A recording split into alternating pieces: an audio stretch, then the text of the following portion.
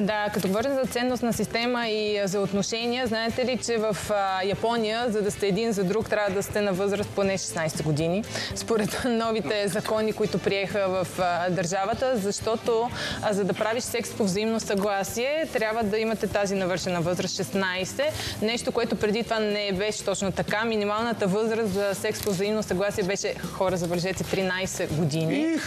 Да, Япония е с най-ниската възраст за такива отношения, което мен лично доста ме очудва, при положение, че ние сме говорили за, за ценности, традиции, отношения, семейство, което те изповядат в тази държава, но след множество протести през 2019, след като много престъпници буквално бяха оправдани, се започна да се работи върху промените на тези закони. Имаше някои случки, като един баща, който беше правил секс с дъщеря си тинейджърка, беше оправдан. Да, и след това делото беше върнато за преразглеждане и бяха взели по-сериозни мерки, къде са границите и, нали... Границите тук стане въпрос въобще за възраст. Да, смисъл... За претопяване тази гадност. Кой въобще идиот го е оправдал, но между другото в другите държави, като Германия и Италия, минималната възраст е 14. И в България мисля, че е толкова, между другото, ако не се лъжа. На 14 годишна възраст да правиш секс. Ама какво значи, чакайте сега по взаимно съгласие? Пълнолетен човек може да прави с 14. И това не е подсъдно. С 13 години съгласие. По 14 по взаимно съгласие. Ако не е трябвало да докажеш, че си бил насилен. Аз не съм съгласен с това. Не мисля, че... Ако пълнолетен мъж преспи с 13 годишно дете, това в Япония допреди няколко месеца е било окей, ако детето няма дете, аз си казвам дете, защото си на 13 дете. Ако той няма доказателство, че наистина е извършено насилие. Тоест, той не могат да подлежи. У нас мисля, не знам дали е 14. Мисля, че е 16. Не е ли подсъдимо, ако по принцип има насилие? Разбира се, да.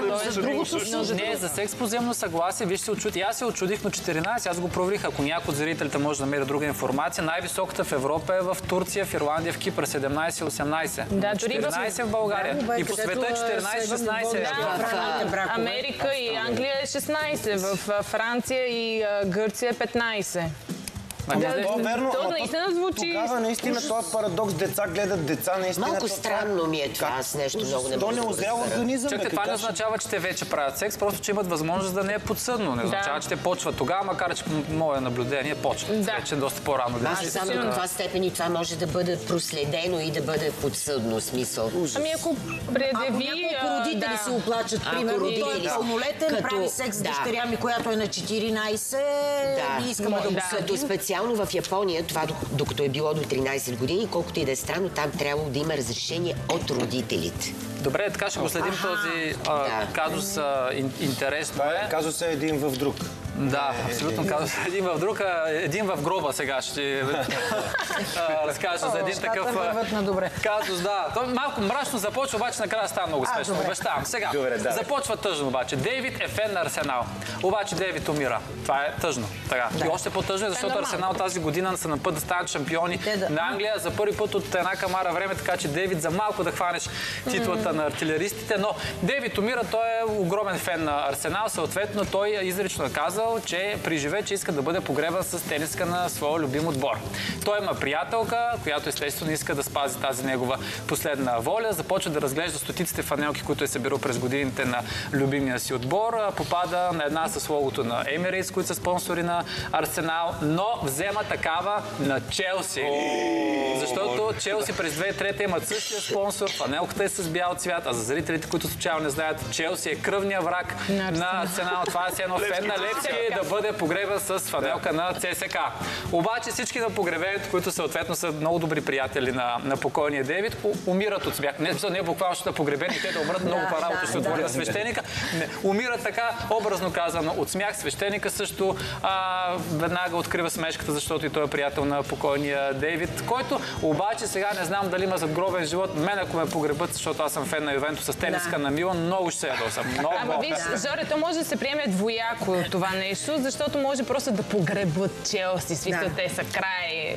Чао, няма Челси и погребваш Челси надолу в земята. И готово. Горкия човек и намеря се това. Много се върти с това горкичкия. Майлко ми... Не. Все едно... Не, това няма да го кажеш. Не, кажи го. Не, няма. Кажи го, то така и Роми ще каже, всички ще умрем. Ами да, Всички ще умрем. Гала един ден ти да...